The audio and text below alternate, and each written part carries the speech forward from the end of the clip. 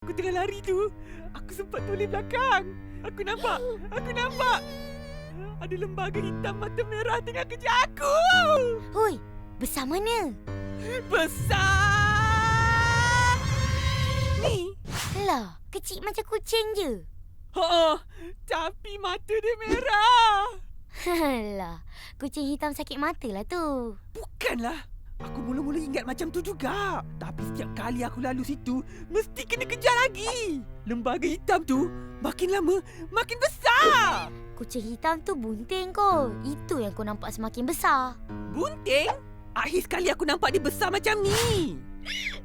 Takkanlah kucing bunting dari kecil ni jadi sampai besar ni. Dah tu nak balik jalan mana?